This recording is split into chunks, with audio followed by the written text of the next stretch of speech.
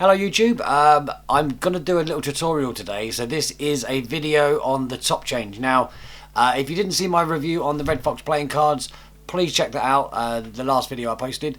Today we're going to look at the top change, which is just a wonderful move, and in my opinion it's a move that you can use far more effectively when gigging and actually working than you can all of the crazy hard kind of Instagram colour changes that are out there. So I'm not saying those colour changes haven't got a place, they have, but I'm just saying that when you're out gigging, this move will serve you so much better than a real angle sensitive colour change. So let's get into the top change. Alright, so I'm going to show you a bit of footage now. This is me at a gig. I'm at a wedding and I'm in the middle of doing my ambitious card routine, and the point being, the top change isn't a move on its own. It's not an on-beat move, it's an off-beat move. So we'll get into all the on-beats and off-beats in a second. But I want you just to watch, because a lot of people do this a really slow movement when they do the top change, so it's all smooth and lovely.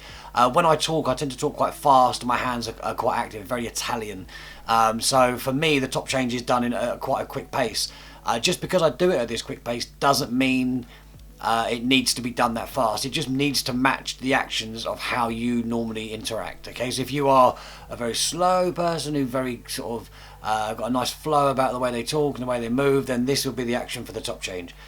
If you're like me, you look quite a fast person, when you're gigging and talking 100 miles an hour, it makes more sense for me to do it quickly. But it's not so much the speed of the top change, it's the moment the top change happens. So have a look at this, and just so you can see what I'm getting at, I'll do a little bit of commentary over the top as well. But it's a real nice moment, so have a look. So let's make this interesting.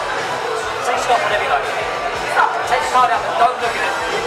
You look at it, we swap out things like that, right? So don't do it. As much as I want that, don't do it. Hold that hand, Jack. Get a bit of this. The reason I get a bit of this is if I take out the devil's name, she goes mentally. Listen to me. I think this is squeeze. Take out those. If I try and get in there, Jake, which I'm gonna, and you catch me, which you won't, if you do, punch me in the face. If you feel bad, mate, punch that kid, right? Do what you gotta do. Here's the deal. Now he's safe, she's gonna hit me. Which one have you got? Fast or slow? I'll let you choose how I do it. I won't move. Fast or slow?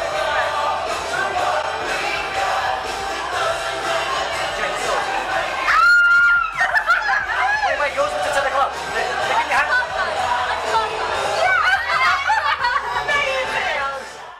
Okay, so you can see here I'm creating the offbeat. I'm looking at her eyes, I'm giving her the question, and then I'll do some slow motion for you.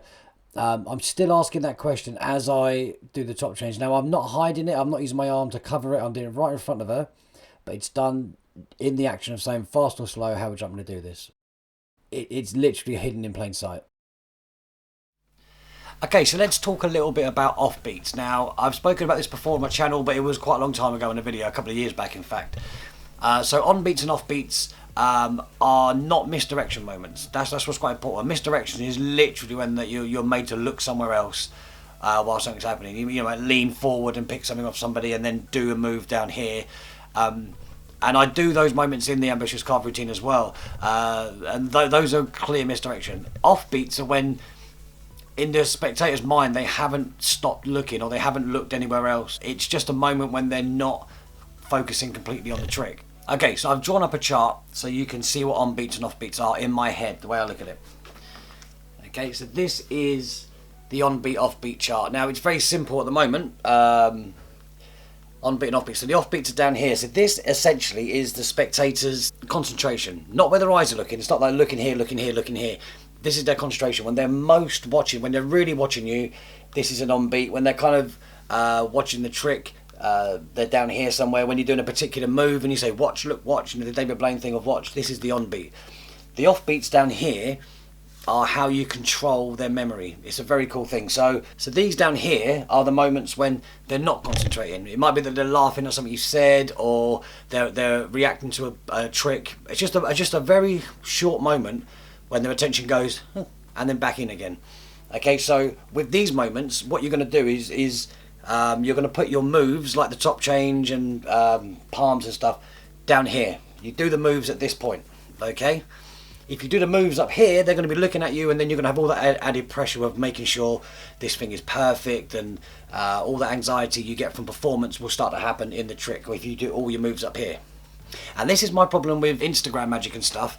That what they're doing when you film something, there is no offbeat. Everything is up here when you put something on Instagram. So if you do a pass or a top change or any of that stuff, it's always on the on beat, and that's why people get this thing of it has to be absolutely perfect. You know, angle sensitive. So you get the perfect angle, the perfect lighting, everything right, and you execute the move. When you're gigging, not the case, right? You can't do that. You can't be expecting everyone to stand at one particular point. So you need to utilise these moments. And again, watch the video. You'll see when I talk about the offbeats. It's just a moment when she laughs, and I say to her, "Fast or slow?"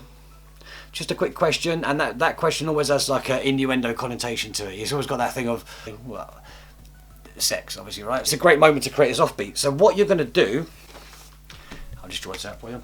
This is what you're aiming to create, okay? So everything from the line upwards is what they will remember in this trick, or in any trick.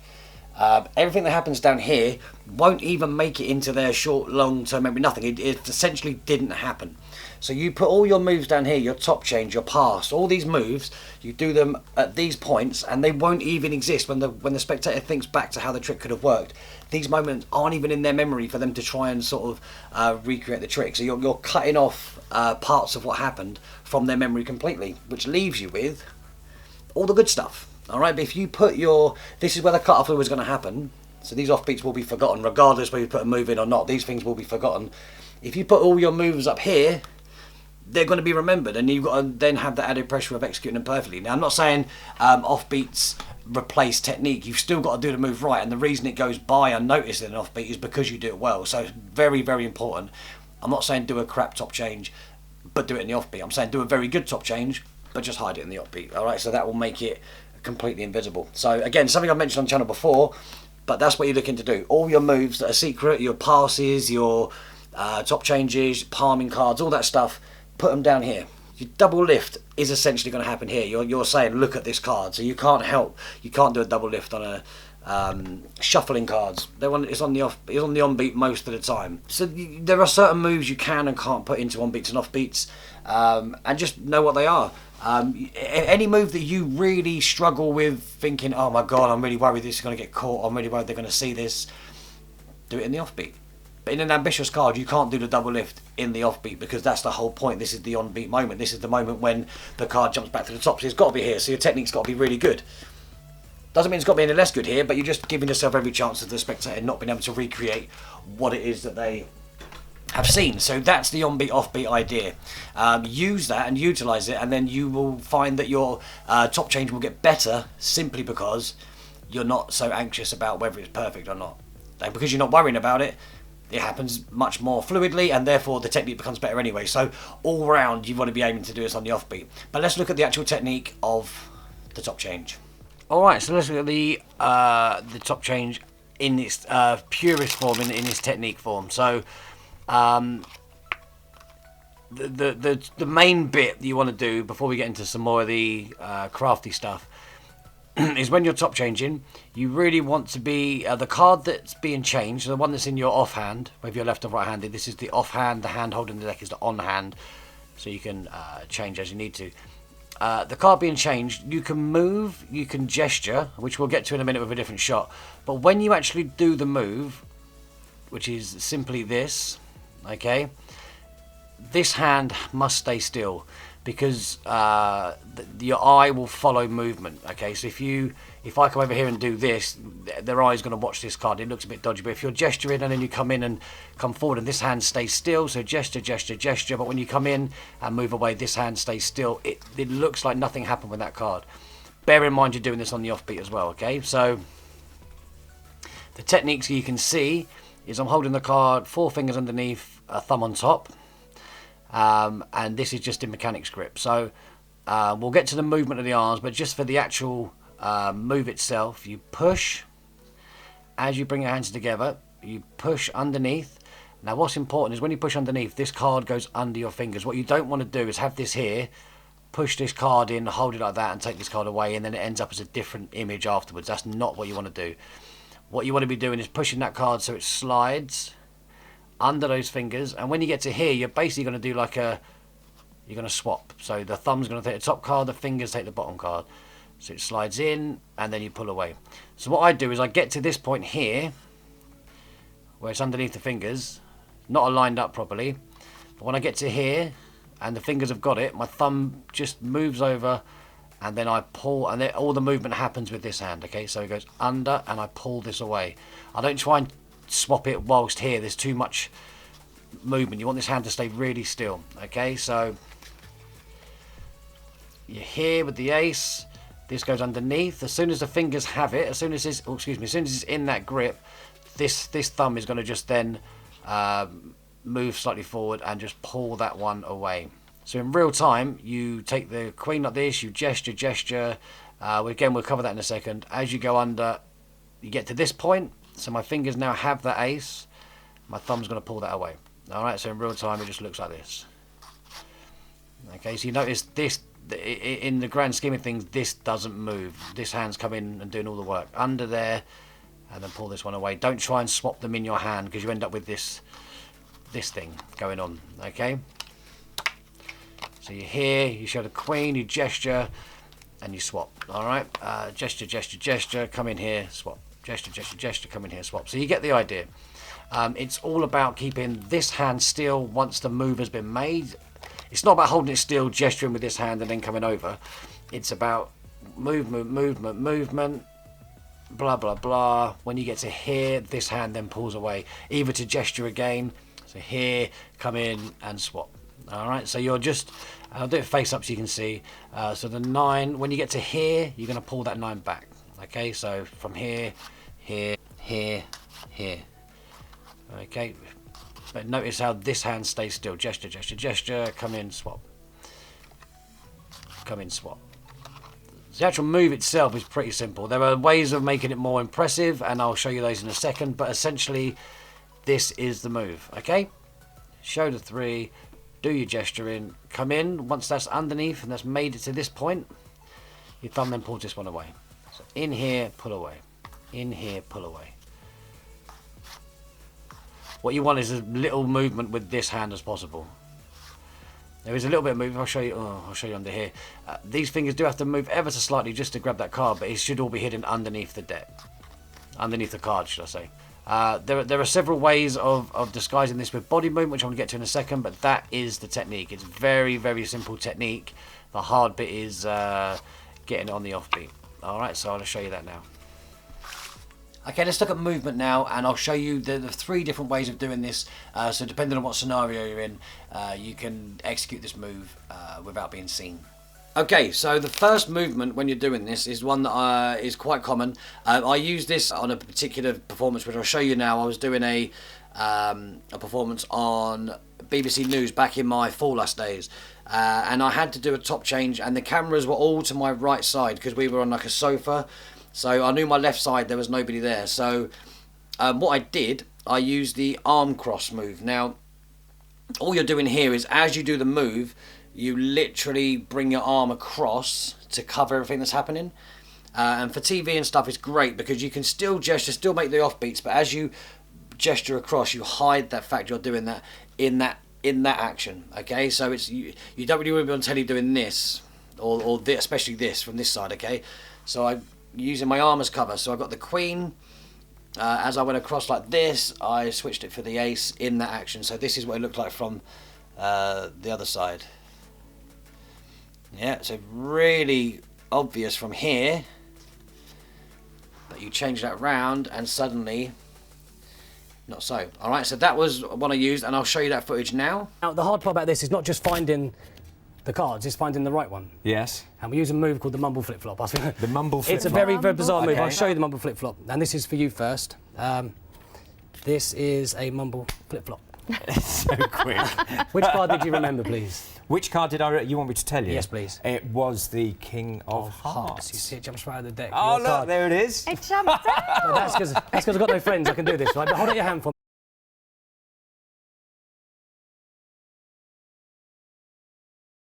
me. Okay. And leave that there just for a second. The King of Hearts, yours is harder to find Okay. because I've lost the card. So here we go. One more cut, and I think I've got it. On top of the deck, yep, I found it. Which card was yours? 8 of diamonds. 8 of diamonds, that's the cool part. But now this is the interesting part. Take the 8 for me and just put it in the middle, anywhere you like. Anywhere you like, yeah. Okay. Do you remember which card it is you forgot? The 2 of clubs. And which card did you forget? My word. It was the... Jack. Yeah. Look at that. That's so brilliant. clever. All right, so you see what I did there. I had to cover. The offbeats were still there in the gesturing, but just I was very aware of where the cameras were. When I'm doing live performances, like you'll see in the wedding footage from earlier, and I'll show you that clip again just very quickly.